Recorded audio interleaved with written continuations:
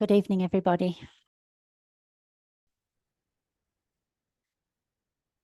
I would like to add my welcome as well.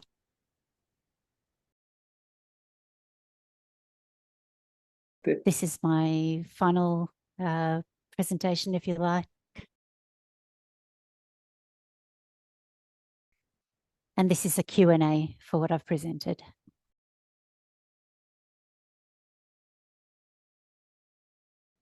I have received some questions online.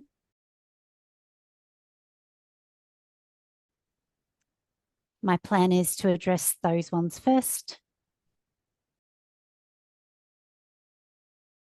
And then if we have time, I will open it up for people here as well to put their hand up.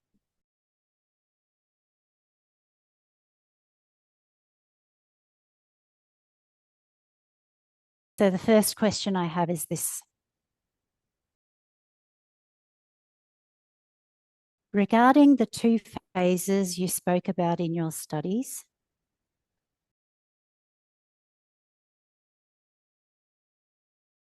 with the National Sunday Law as the turning point, con la ley you nacional mentioned dominical also con the el third punto de woe. inflexión.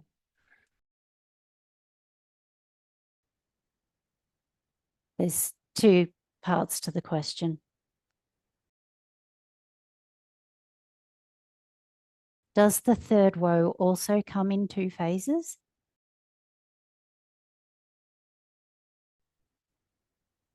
And how do you define it to be?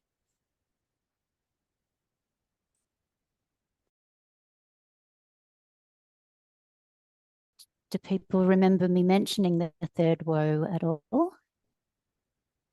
¿Acaso ustedes recuerdan que lo mencioné al tercer ahí? Put your hand up if you remember me mentioning it.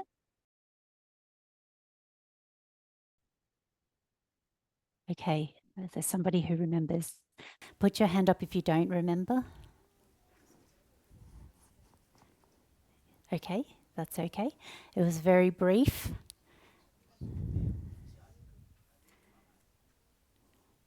I talked about the importance of 9/11.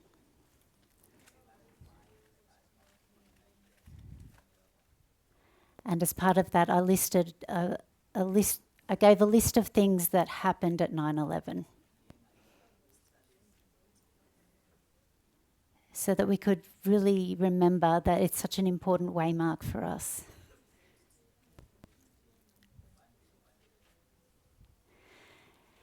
So for it to be in two parts,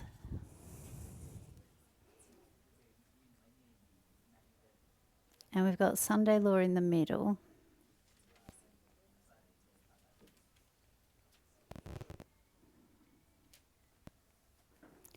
where would the third woe have to end for this to make sense?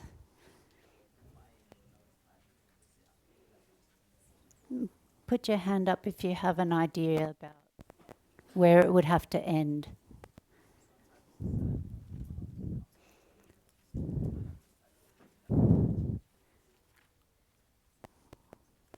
For it to fit with the other things that I said were in two parts.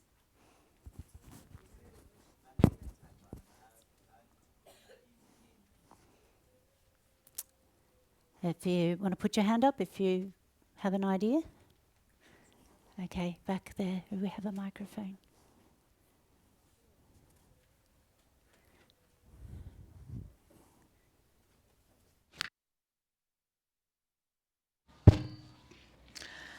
I think it would have to be the close of probation. That's where it would end.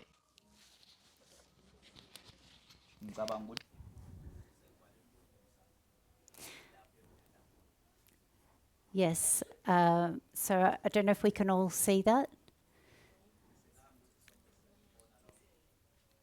But all the other examples I gave, early rain and latter rain, I spoke about the plant and the fruit. All of those and other ones, they were bookended by 2001 and close of probation.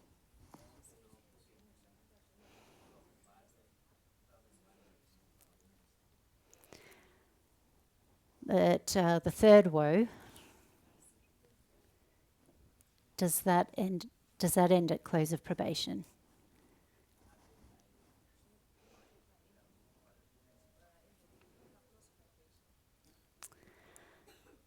I thought it might be helpful to read some Bible verses.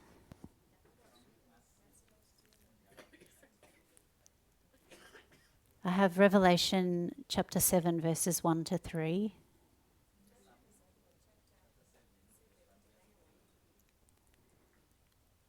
And it might come back to mind when we read this, how we spoke about this with 9/11.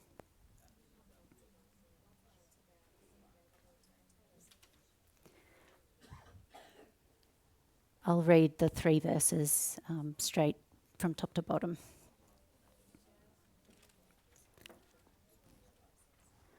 And after these things I saw 4 angels standing on the 4 corners of the earth, holding the 4 winds of the earth, that the wind should not blow on the earth, nor on the sea, nor on any tree. And I saw another angel ascending from the east, having the seal of the living God, and they cried with a loud voice to the 4 angels to whom it was given to hurt the earth and the sea, saying, Hurt not the earth, neither the sea, nor the trees, till we have sealed the servants of our God in their foreheads.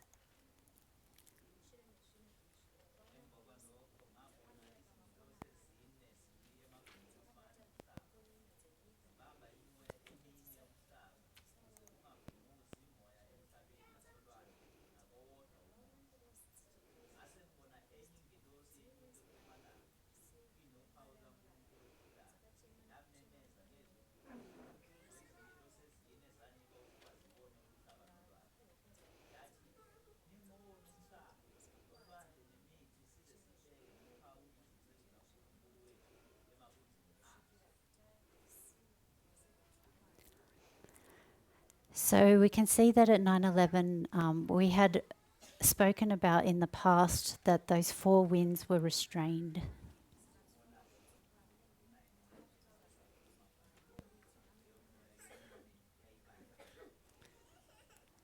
And we had a particular time period it would be restrained for.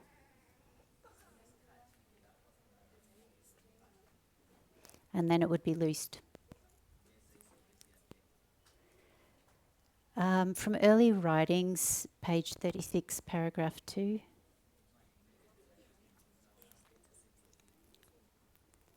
It says, I saw that the 4 angels would hold the 4 winds until Jesus' work was done in the sanctuary, and then will come the 7 last plagues.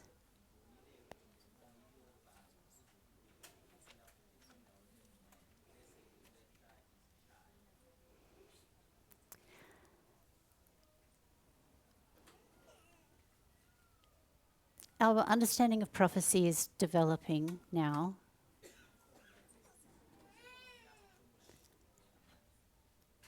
I suppose it's been developing all along. But just to go back to what we had taught in the past about the third woe,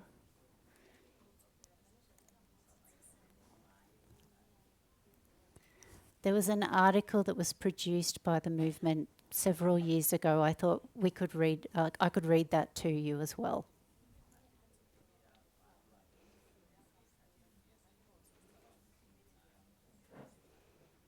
The article speaks about how we used the triple application of prophecy to explain the third woe.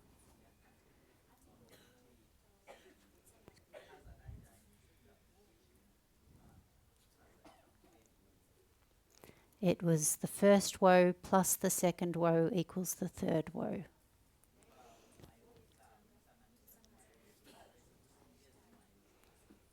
So I want to read a paragraph from this article just to remind us of what this third woe is, because that's part of the question.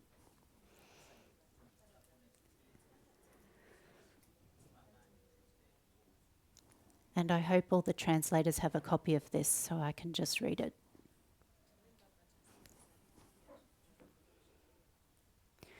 The prophetic role of the Islamic powers under the third woe is first hurt and then kill the army of Rome, America. While the original intent of Revelation 7, 1-3 is the Sunday law waymark, we did see Al-Qaeda hurt America at 9/11. Then Islamic powers were restrained by NATO or the coalition of the willing, so-called. We can therefore make application of these verses at 9/11 as it was a harbinger of the Sunday law waymark. Then at Daniel 12:1, the four winds are fully and finally loosed to kill or bring down America, which is a third part of Babylon, paralleling Revelation 9:15 and 18. This is how 9/11 was a harbinger of the Sunday law and Daniel 12:1.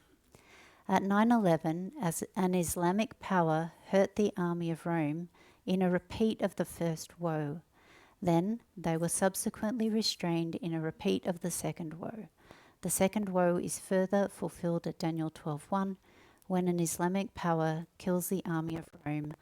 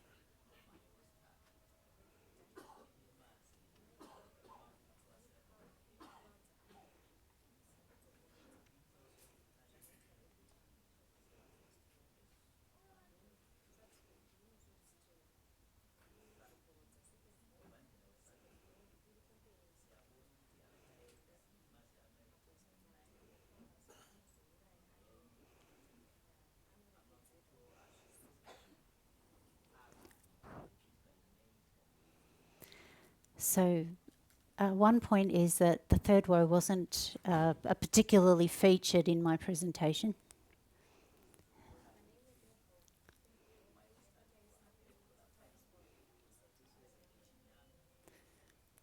Except that it's connected to 9/11, which is a very important event.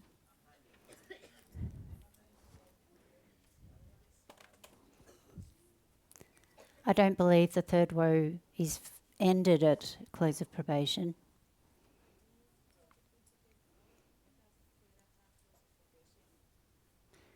Because we know that it has a job to do continuing after close of probation.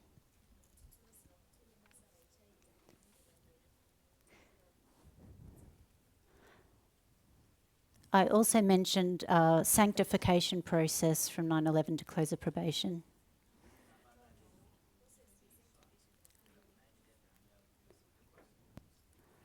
And another phrase we use is instruction instruction in righteousness.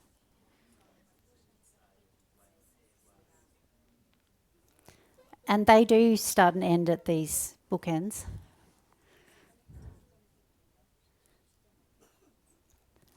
But I have never heard it taught that there was sort of two sections for that.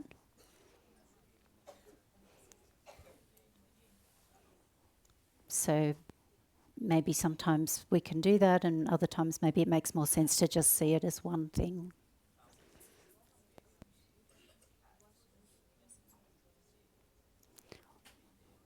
Or if we were to investigate it, maybe we would identify somehow it could be divided into. I don't know.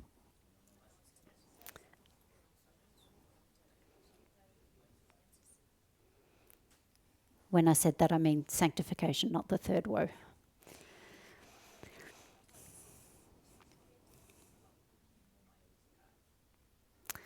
The second question I had is this one.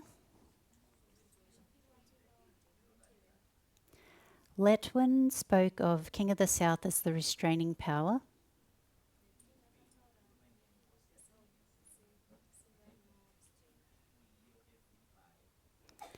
And I think she mentioned that restraint, and I think she mentioned that restraint failing to do its job.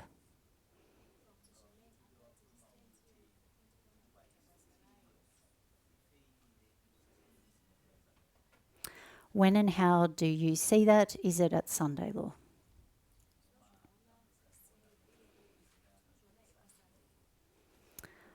So again, this was not exactly the scope of my study.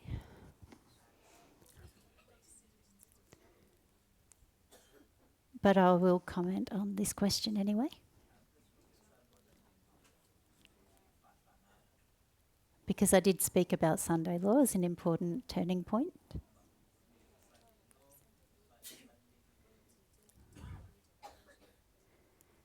So my understanding of what Letwin said about this King of the South,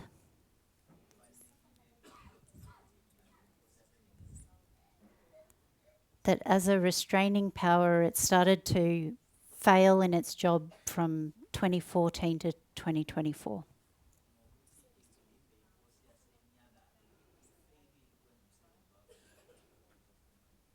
So it was doing its job for the first part of our reform line, and then it gets to 2014 and it starts to fail.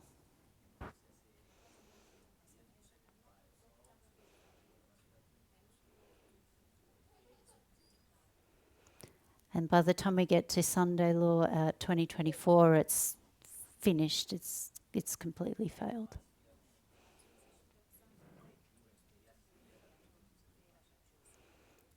And I think that was marked with the death of Navalny.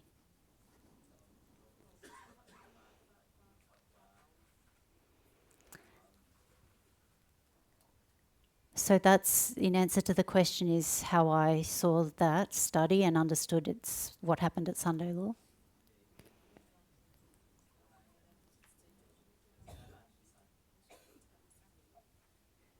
To me, it was interesting that it was a 10-year period as well.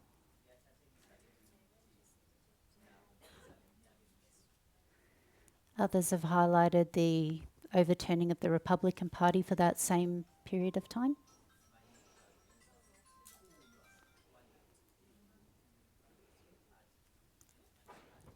So I thought that was interesting. And I also thought it was interesting that we have the fall of the King of the South at 1989 and 2024.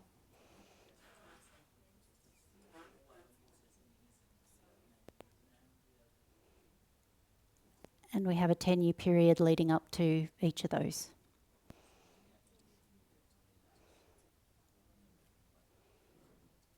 So I thought that was an interesting thing about that study.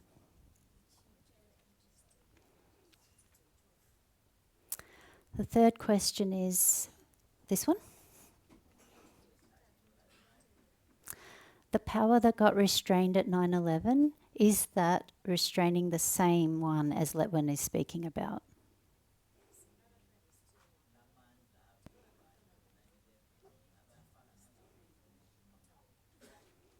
Was I speaking about the restraint of the King of the South? Yes. So let me phrase it again. Is that restraining speaking about the King of the South?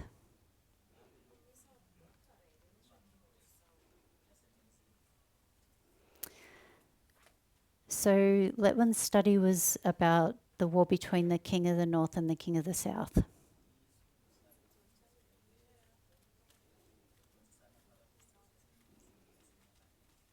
And that's picking up themes from Daniel 11, where we see King of the North versus King of the South.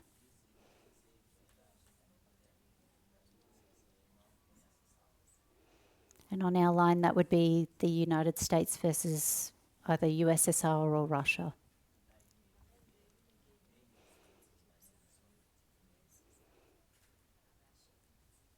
I think that she began her story at 1989.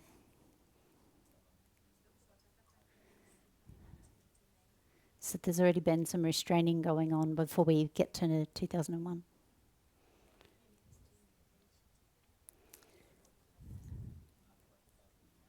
But when I mentioned restraining, I was talking about the four winds at 2001.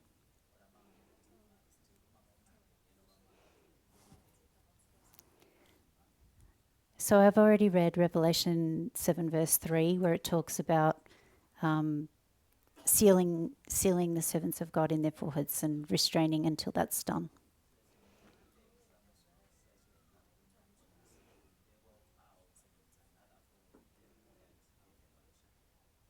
And Revelation 9 verse 4 is similar.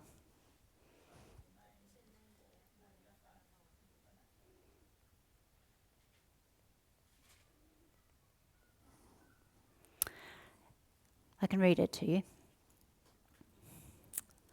And it was commanded them that they should not hurt the grass of the earth, neither any green thing, neither any tree, but only those which have not the seal of God in their foreheads.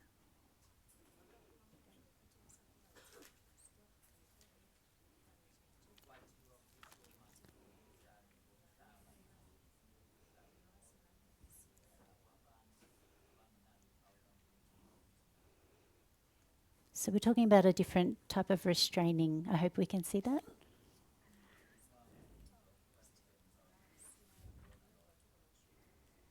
Just as an Islamic power was restrained by the four Western powers in 1840,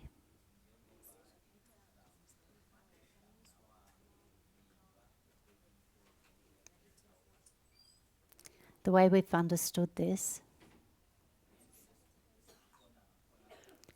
is that at 9/11 we saw an Islamic power restrained by the world's Western powers.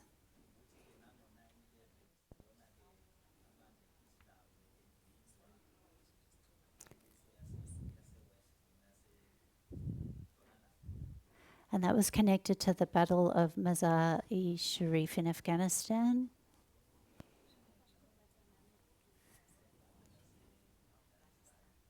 Which began on November 9, 2001. So for the questioner, I hope that they can see that this is a different subject.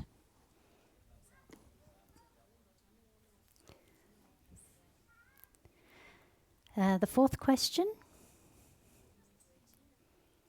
From previous studies done by others,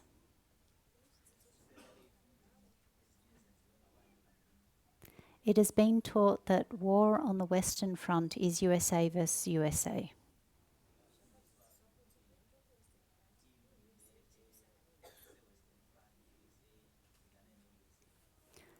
Who is the King of the South in the war on the Western Front?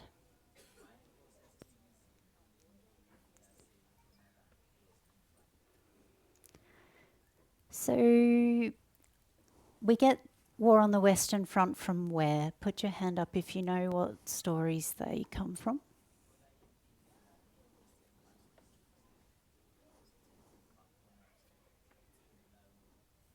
Tina?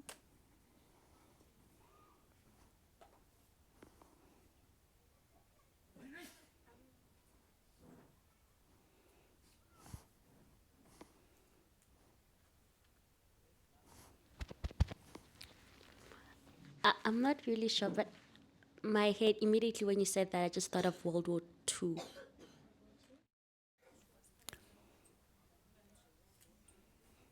Is that the only one?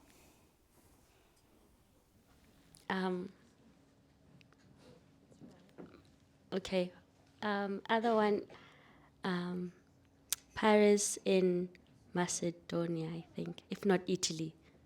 There's also there.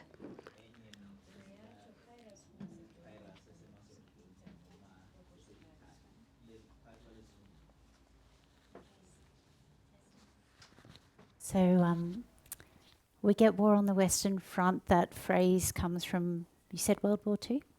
Yeah. And then we have World War II's connected with those other histories of Pyrrhus. So that was good. That's connected.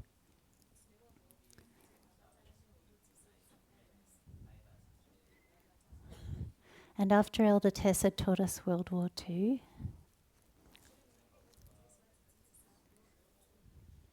something else opened up again, and it was also connected to war on the Western Front, in addition to what Tina has said.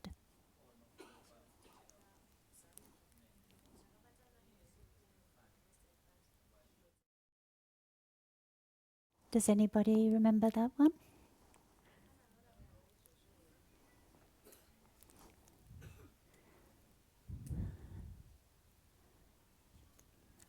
And it had the same phrase, war on the Western Front. Yes.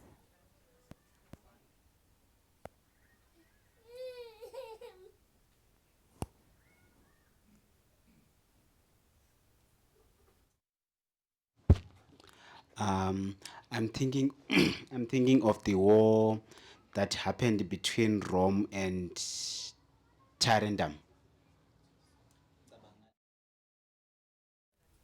Okay, you're going back again to a more of an ancient history. So there's another war that happened in more recent history. It's not World War II, but it's not going into ancient times either.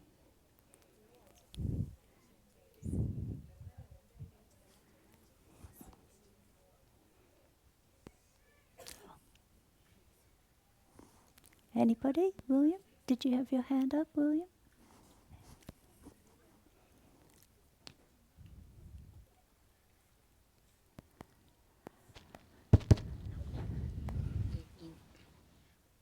During the time of Trump, the support he received from Putin, Russia.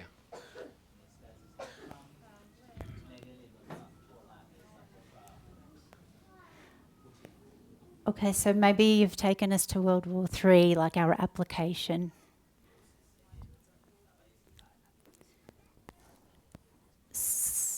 I mentioned triple application before.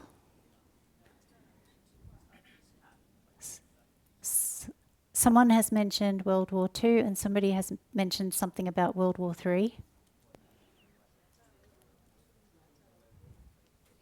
What's missing?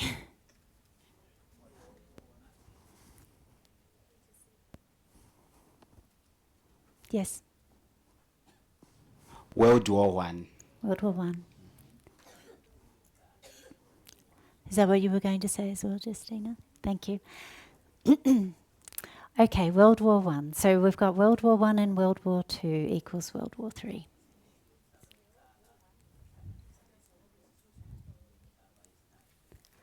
So war on the Western Front is in both of those stories.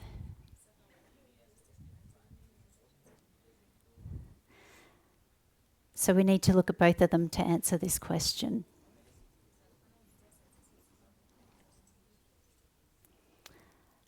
And this isn't something that was really part of my study as such as well. So I will just discuss it simply and briefly.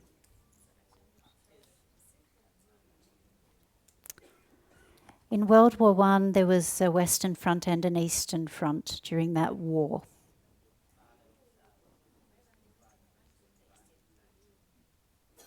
If you're fighting a two-front war, you've got to divide your army to different parts. You spread yourself out more.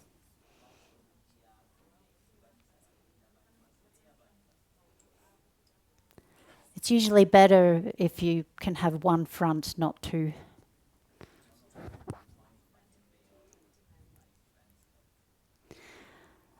So in World War I, there was the Western Front.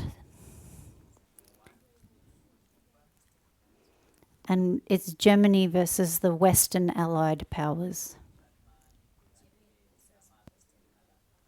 So they've got to fight on this side. We don't have Russia there, because Russia's on this side. So on the Eastern Front, Germany's fighting Russia. The question said, who is the king of the South in the war on the Western Front, this side?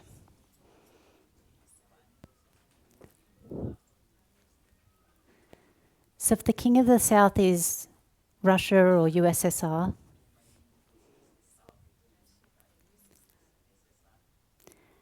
it's like asking when Germany is fighting France and United States, those are the Western Allied powers.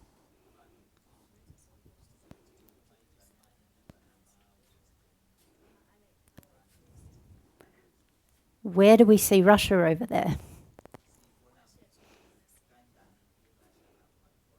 And the answer is, it's not there. It's over here on the Eastern Front. It's true that Germany is dealing with both. So it makes it harder for Germany to have to deal with Russia at the same time.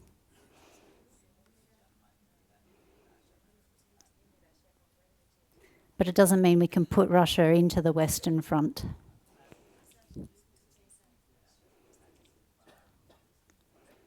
With World War II, it's similar. Germany versus the Western Allied powers.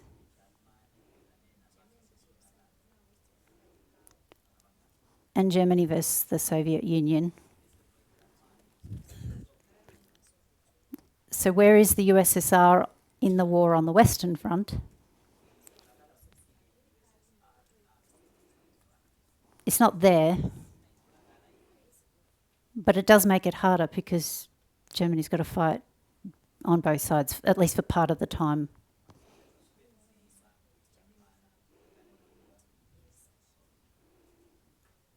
Is anyone confused?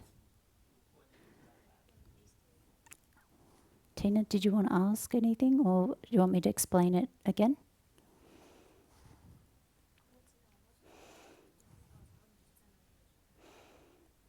So I'll just draw it. That's Germany. Got enemies coming at Germany from two sides.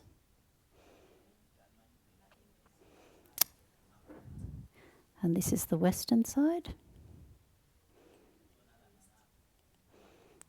And then we've got the eastern side.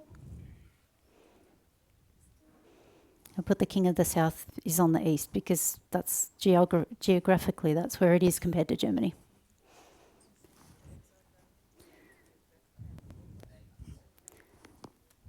The question asked me, where's the King of the South here?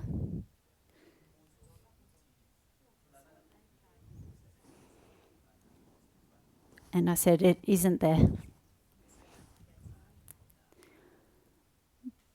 But Germany has to deal with both at the same time.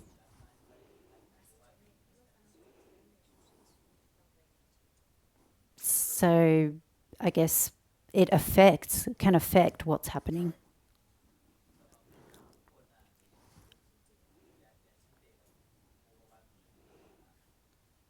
But it's not actually part of that particular war.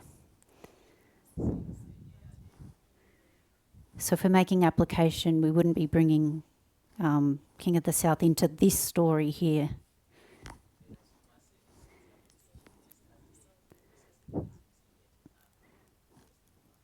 Unless something is making it difficult on the eastern side that makes it harder on the west.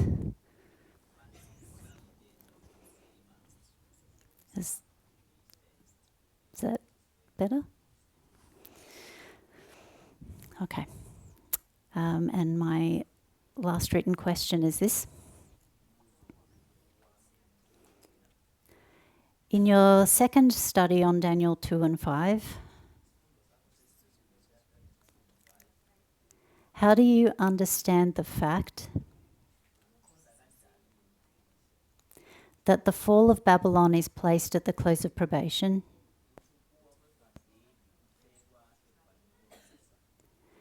knowing that at the same time it is at the height of its power.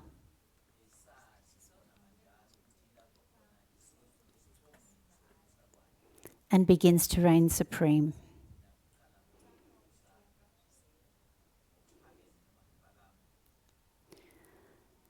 So it sounds like a little bit confusing because the seventh kingdom is at its peak at close of probation.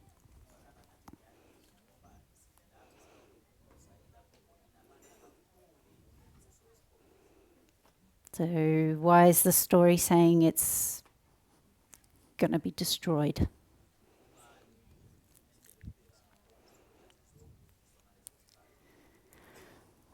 So my understanding of close of probation, as we've understood it,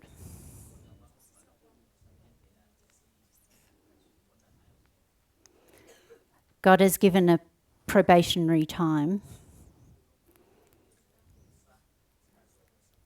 for the world. And when that clock runs out,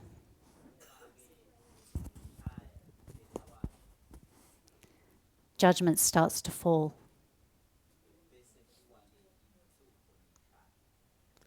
We could call it Jacob's time of trouble,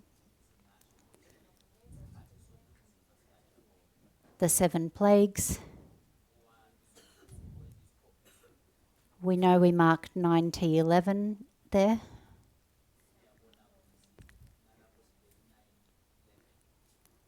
And we know that it's when people think things are fine that destruction suddenly comes.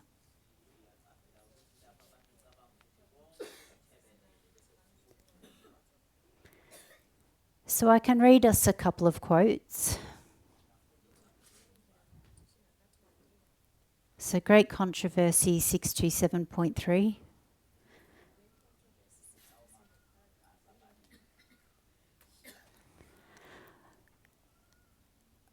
When Christ ceases their intercession in the sanctuary,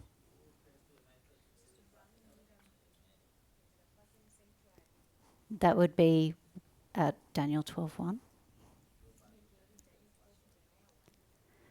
The unmingled wrath threatened against those who worship the beast and its image receive its mark will be poured out. The plagues upon Egypt when God was about to deliver Israel were similar in character to those more terrible and extensive judgments which are to fall upon the world just before the final deliverance of God's people.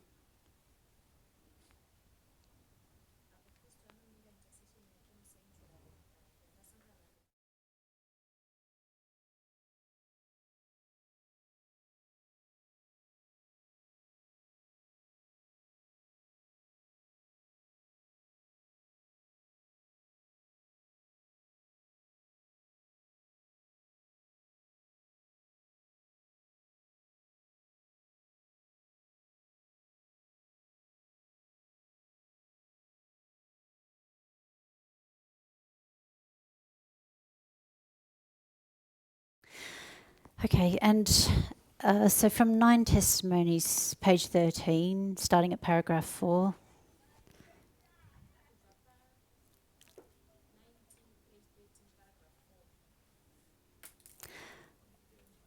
It talks about the condition of the world just before Christ's second coming.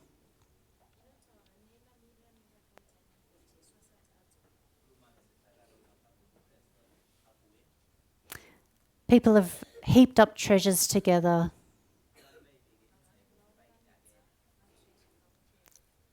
They've lived in pleasure on the earth. But they have exploited others.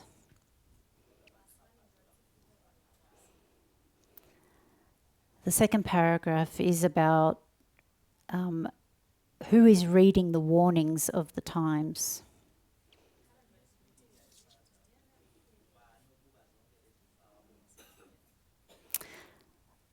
You don't see much of a change in their attitude as that moment is coming.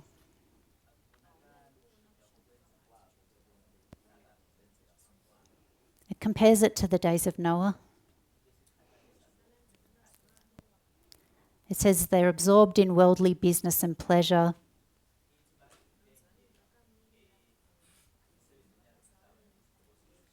The verse from Matthew 24 that says, they knew not until the flood came and took them all away.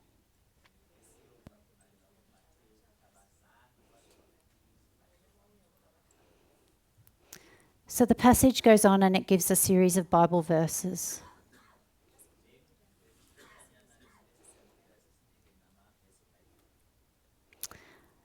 It talks about punishments and judgments coming.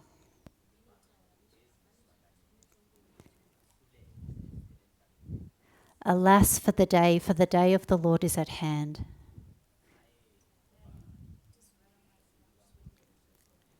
And as a destruction from the Almighty shall it come.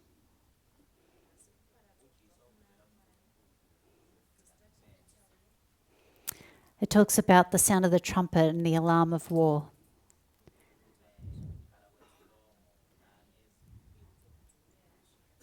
A quote from Jeremiah, destruction is cried, for the whole land is spoiled.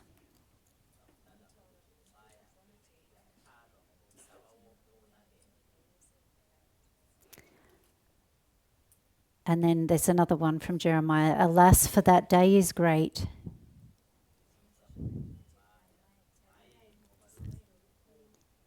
It's the time of Jacob's trouble. So we have long understood that destruction starts at close of probation.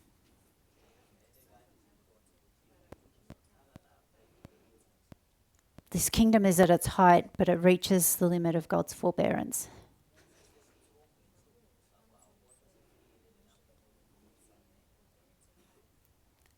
Plagues begin to fall. And then we'll have the second advent.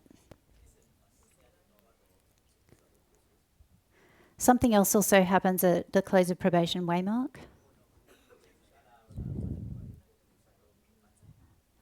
We know that Christ changes their garments. We also mark like a marriage between Christ receiving the kingdom.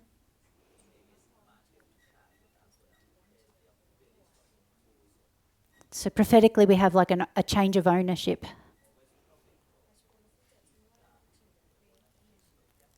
But there's this process that has to happen before Jesus actually arrives here.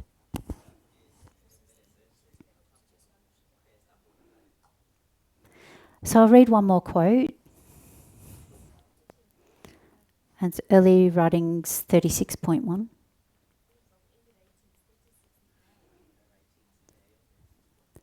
I read paragraph 2 before. I was taken off in vision to the most holy place where I saw Jesus still interceding for Israel. On the bottom of Jesus' garment was a bell and a pomegranate. Then I saw that Jesus would not leave the most holy place until every case was decided either for salvation or destruction, and that the wrath of God could not come until Jesus had finished their work in the most holy place, laid off his priestly attire and clothed himself with the garments of vengeance. Then Jesus will step out from between God and humans, and God will keep silence no longer, but pour out their wrath on those who have rejected their truth. The nations are now getting angry, but when our high priest has finished the work in the sanctuary, he will stand up, put on the garments of vengeance, and then the 7 last plagues will be poured out.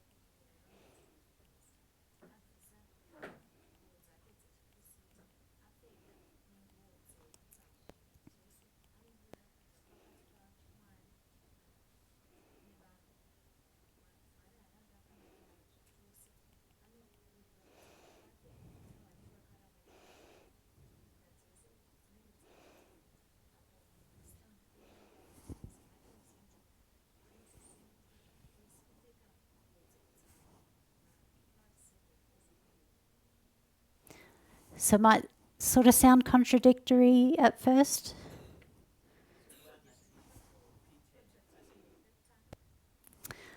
But I think that both can be true.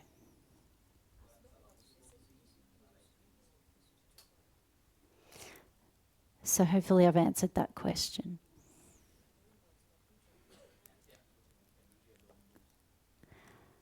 I still have some time for more questions.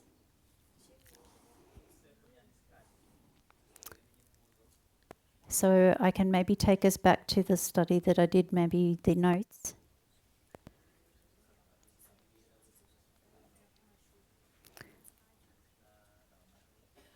And the heart of it is this picture.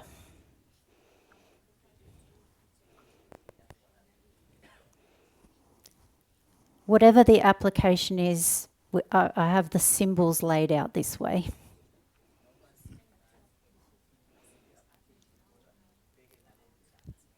At 2001, a message arrives. In both of those chapters, we could see it arrive, but it's invisible.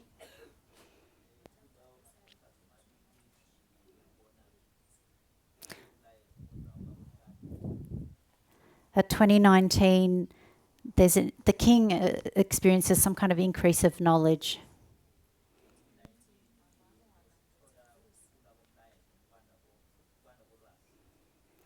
At 2021, there are these threats and rewards.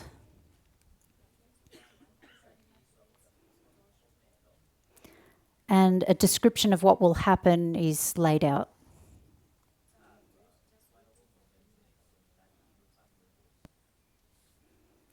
There's an expectation, like a time period before it will happen.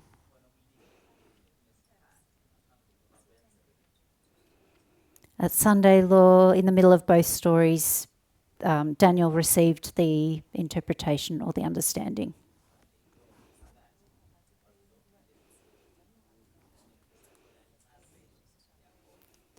And the other wise men didn't receive it.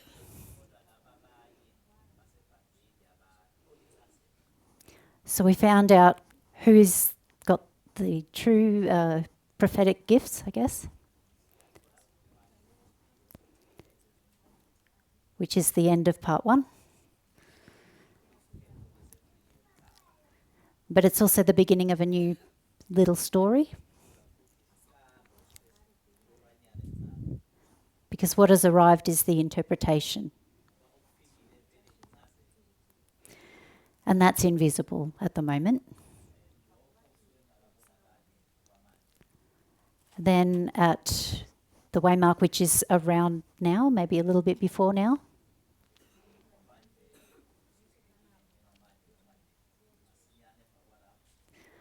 Daniel is saying what the dream is and explaining why, but we don't have the full interpretation yet.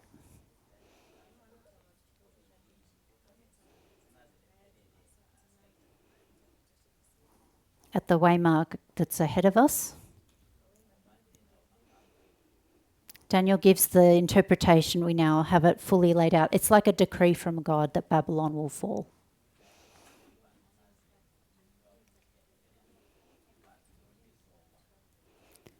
And then at close of probation, that's where I mark the fall. Either it's in the literal story or is symbolically.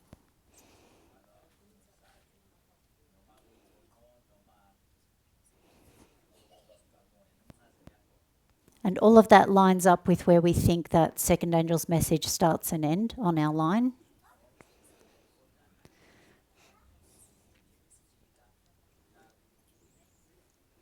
And I had done another study which tried to demonstrate it could also be a chiastic structure as well.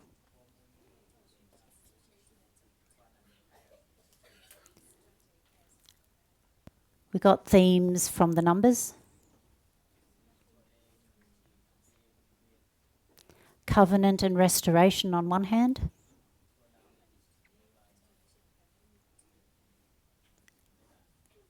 And destruction and judgment on the other hand.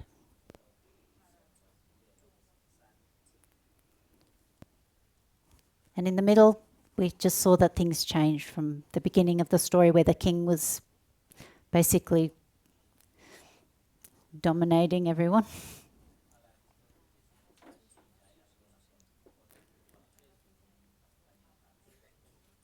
And in the second half of the story, the king is a lot more looking up to Daniel and also having to listen to what God is saying.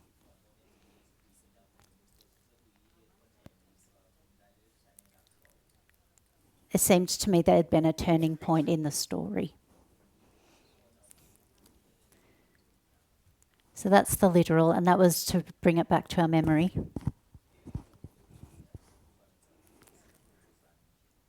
And so does anybody have any questions?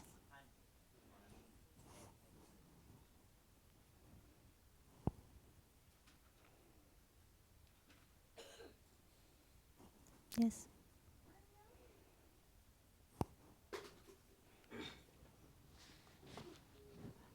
Okay, you mentioned that the Sunday law is acting as a turning point in our story.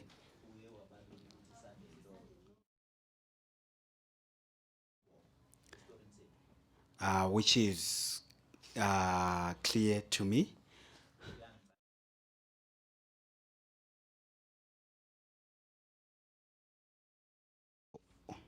Okay. What I don't understand is the time when you made that Sunday law as like the middle point of a chiastic structure.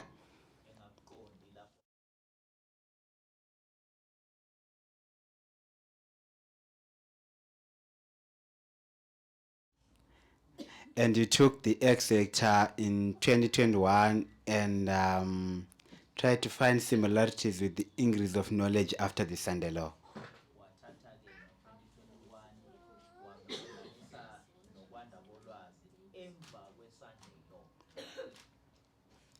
That bit kind of confuses me a bit. If you can explain more on that.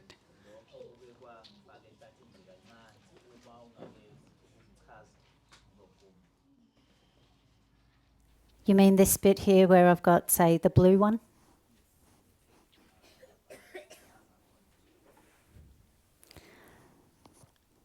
I don't think we want to try to do too much with it.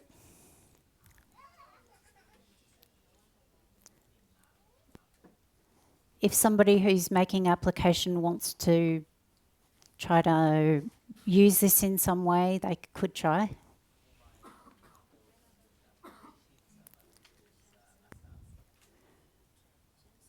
I was limiting myself to the literal story.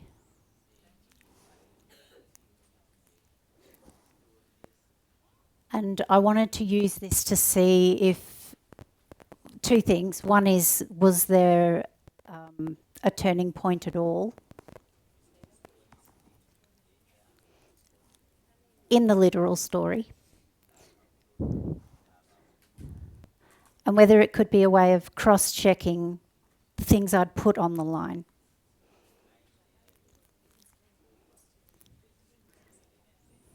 So cross-checking in other areas of knowledge.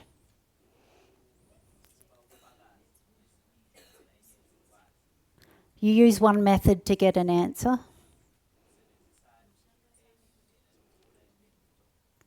which may be correct, but it might have a mistake. So if you can try to get the answer in a different way.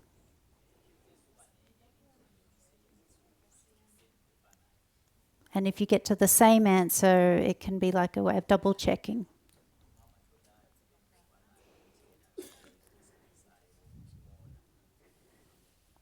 When I used Boston, Concord and Exeter to put the story on the line,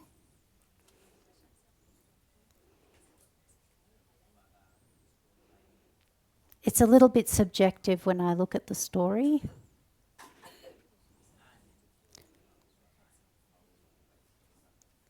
I can think, it seems like there's an increase of knowledge here. This sounds like a loud cry. So I'd put it on a line, it looks good. I thought maybe it works like a chiasm. We've seen it before. I'll go over the story again and I'll do it like this.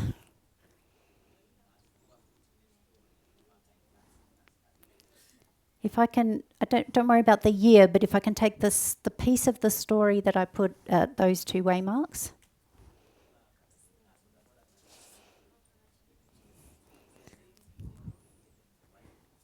If I just take those pieces of the story and compare them, will I see some kind of a mirror or some similarities? It seemed to me, like something was upside down of the other one.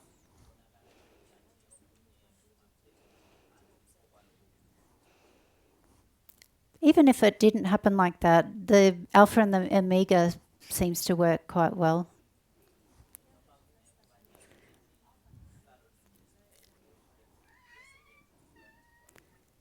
We already know that the beginning of the story and the end often tie together.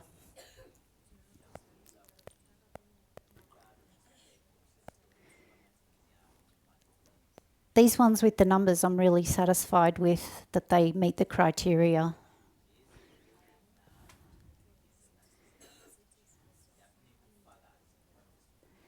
And the ones in between are like a bonus for me.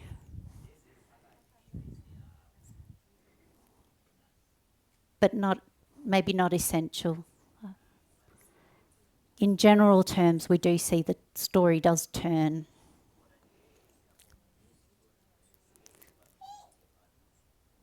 I was impressed. I thought God did a nice job. It looked good to me.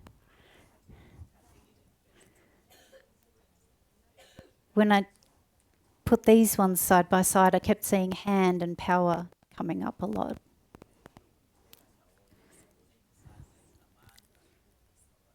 It seemed related to the theme as well of the story.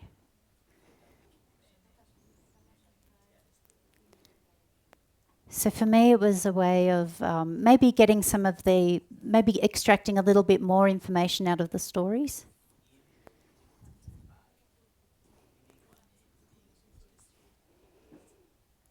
And just to check maybe if I should be using these dispensations or should it sit somewhere else.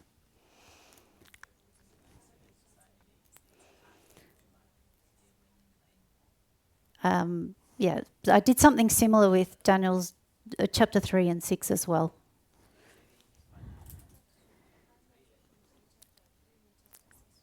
Those chapters also have prophetic numbers at the beginning.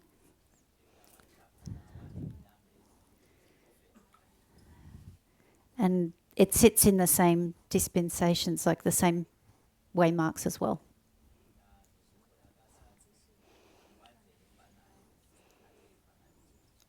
So by the time I'd done all 4 chapters,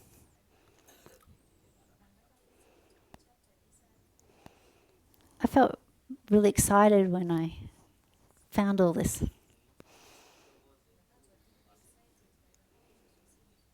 It seemed for me to fit really well. And I thought perhaps it will be useful to the movement, what people would like to take it further.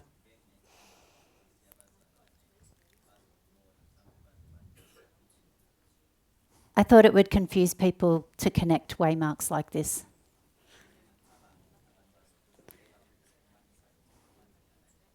We don't normally do it this way. We don't normally put 2019 with loud cry.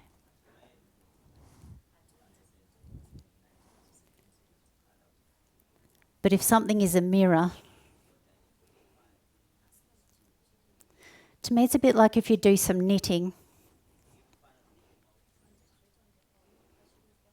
You knit stitches this way, 1, 2, 3, 4.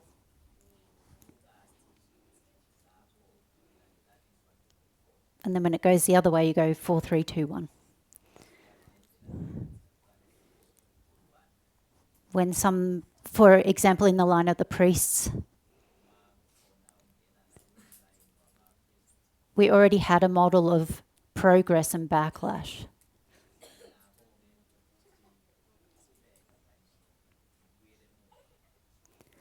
Everybody here knows about Eden to Eden.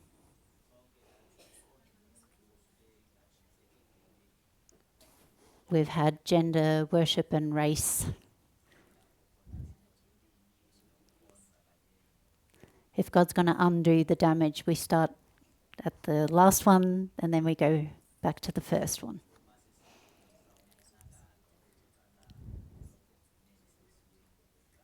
So I understand that it seems unusual. I was expecting people to feel that way.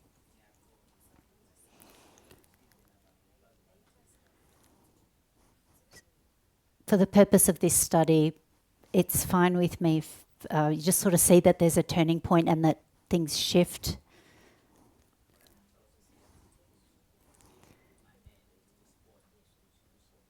If you're happy with where it starts and ends,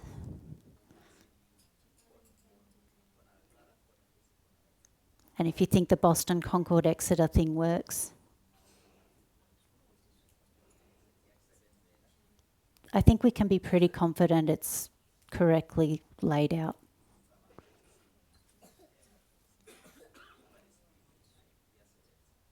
I haven't had anybody say that they don't think it's been done properly.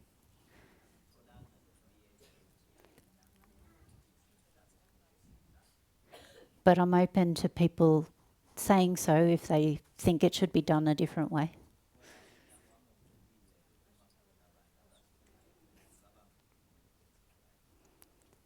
So you're free to welcome to contact me as well afterwards.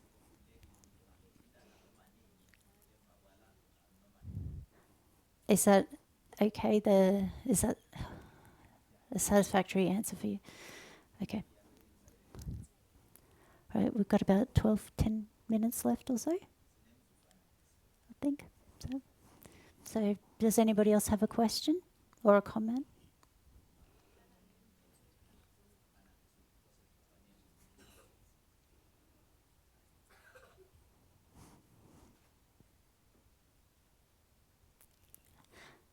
Okay, I think it looks like nobody has any more questions or comments, which is okay.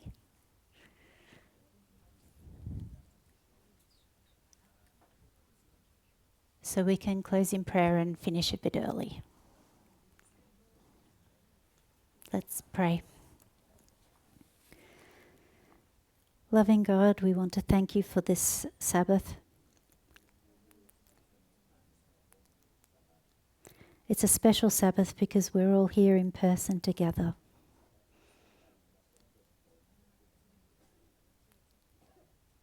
And for myself, and I'm sure for everyone here, it's so lovely to be with our spiritual family.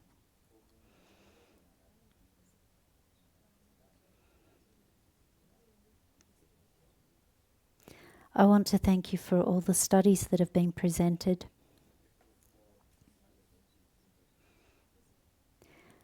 I want to thank you for all the discussions that people have had.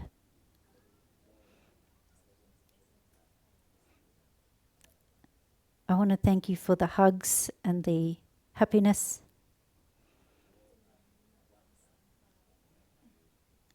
And also the challenging conversations which have brought growth.